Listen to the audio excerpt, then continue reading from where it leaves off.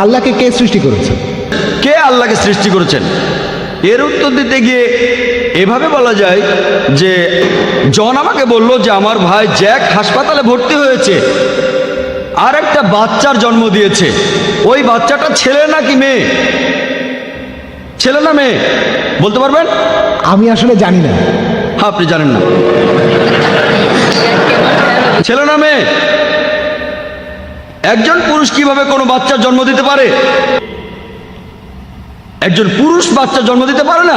একইভাবে ঈশ্বরের কথা যদি বলি, আল্লাহ কেউ তাকে সৃষ্টি করেনি, তাই কে আল্লাহকে সৃষ্টি করেছে এই প্রশ্নটাই অযৌক্তিক। যদি আমি বলি যে অমুক লোক আল্লাহকে সৃষ্টি করেছে, সে তাহলে আল্লাহ নয়। ও আলাম ইয়াকুল লাহু কুফুয়ান আহাদ, তার সমতুল্য কেউ নাই। তাই আল্লাহ তাআলার সংজ্ঞা হলো তাকে কেউ সৃষ্টি করেনি।